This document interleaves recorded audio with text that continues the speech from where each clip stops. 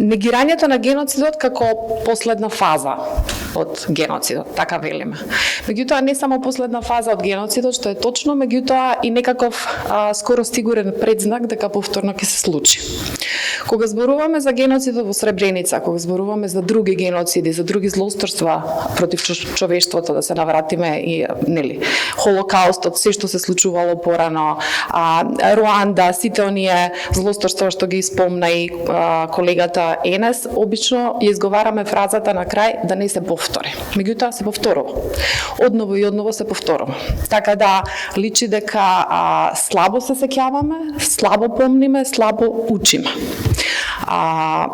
Се согласувам апсолутно со се што беше кажано претходно, дека мора да се сеќаваме и мора гласно да зборуваме и да не дозволиме таков ревизионизам на историјата, на сето она што се случи во Сребреница, меѓутоа да зборуваме гласно и за се друго што се случува, за оно што се случува сега.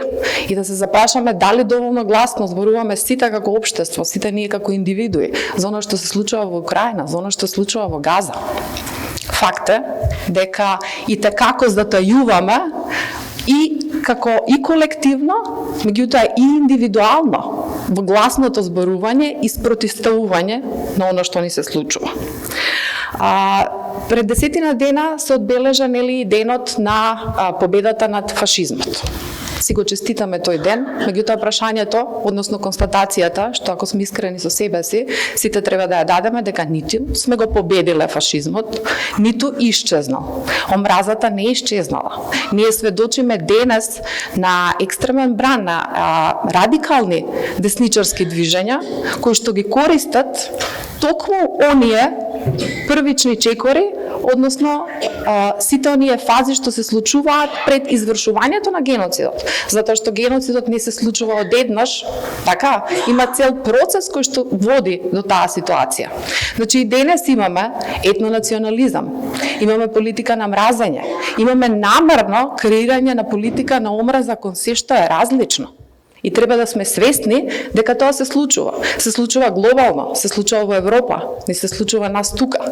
Така да многу внимателни треба да бидеме и пак ќе повторам, да имаме обврска сите да реагираме на оно што ни се случува, гласно да зборуваме, за да не дозволиме повторно да ни се случат такви работи, а гледаме дека се случуваат и во регионот. Многу ми е драго што имало група на пратеници во Македонското собрание кои што ја поднеле и ја усвоиле таа резолуција со кој што нашата држава го признава и се обврзува дека ќе го одбележува сеќавањето на геноцидот во Сребреница. И навистина е нешто што треба да се поздрави и почитува затоа што тој предлог бил подпишан од пратеници од сите партии. Тоа е светел момент во Македонското собрание. Драго ми е што пред неколку години собранието започна и да се исполнува таа обврска, која што е напишана во таа декларација, а дека ќе го одбележува. Значи сеќавањето на Сребреница.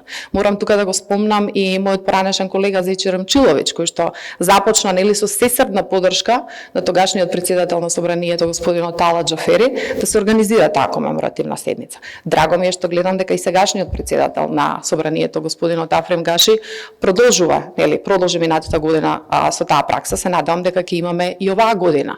Меѓутоа, она што се случи, што спомна и Джелјо на самиот почеток на настанот, што на некој начин е потик за оваа средба, она што се случи со настанот, со присуството на Милорад Додик, неговиот говор на кој што во моментот никој не изреагира, исто така не се случи одеднаш. Ние можеме да ги следиме, како што и претходните говорници најавија, сите реакции претходни што ги имавме во општеството. И да станеме свесни дека од ситуација во која што сеќавањето, признавањето на геноцидот во Сребреница, навистина нашата држава, односно сите чинители го прифатиле, се согласиле дека е така. Господинот Рафис Алитине спомна на убавата страна на нашето општество и на нашите сограѓани. Хуманоста што нашите сограѓани ја покажаа и за време на војната во Босна, и за време на бегалците од Косово, и тоа е навистина за поздрав. Меѓутоа, ако ја следиме реториката, ќе ја видиме промената. И тоа е нешто за што сите треба да сме будни и да реагираме и да сме внимателни. Дури и изминатите години, лично искуство го кажувам, организирањето на комеморативната седница во собранието не помина без реакции. Не одеше тоа така лесно. Имаше и тогаш реакции од одредени групации кои што се спротестуваа, се закануваа. Меѓутоа сепак беше одлука дека тоа треба да се одбележи. А ситуацијата која што потоа ја добивме е да имаме многу висок функционер во владата кој што отворено го негира геноцидот. Следствено на тоа го имавме настанот, за празникот на Србите Свети Сава, каде што го имавме Милорад Додик на сцената, кој што го одржа говорот што го одржа, каде што ниту еден од присутните, и тука морам многу отворено да зборуваме, не само државниот врв, имаше таму представници на опозиционите партии, не изреагира. Мојот личен впечаток секоја чест на исклучоците, дека дури и утрешните реакции беа на некој начин изнудени. Така да за тоа треба отворено да зборуваме. Дека ние имаме и кај нас, кога велиме демократско уназадување, треба да сме свесни и да ги препознаваме сите симптоми, а не се случуваат. Токму за да спречиме да не се случуваат повторно такви работи во иднината, иако за жал ќе повторам, во моментот, и тоа се само неколку од местата, пак ќе ги спомнам и Украина и Газа. Значи не се случуваат страшни злосторства против човештвото и поприлично, значи не само нашето општество, туку поприлично меѓународната јавност, тој што слично како и кога се случуваше геноцидот во Сребреница, молчи за тие работи.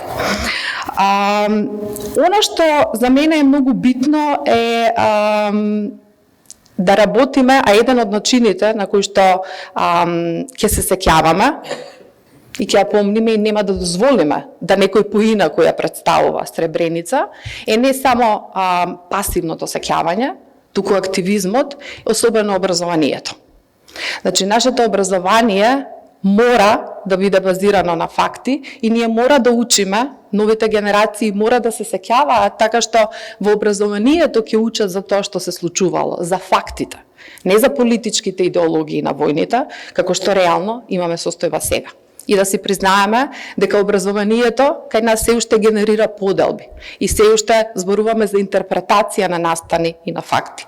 По мене тоа е клучното нешто кон кое сите треба да се насочиме, доколку навистина сакаме да градиме генерации кои што ќе веруваат во таа еднаквост и генерации кои што, ајде да речам, отворено да зборуваме, повеќе од претходните генерации ќе се борат да се спротистават на таквите движења и ќе се борат да спречат геноциди и слични злосторства против човештвото. Друг битен момент кој што сакам да го спомнам е дека јас верувам и покрај загрижувачките трендови кои што ги следиме во Северна Македонија, во регионот, во Европа, во светот, јас верувам дека ние тука и во државата, и во регионот имаме млади луѓе кои што сакаат да живеат во поинаков свет и затоа навистина мислам дека треба исто така максимално да им дадеме поддршка на младите луѓе од регионот кои што сакаат да живеат во поинаков свет од оно што им го оставиле претходни генерации политичари. Така да тоа е мојата порака, дека клучно нешто во што треба да вложуваме е образованието и младите луѓе. Благодарам.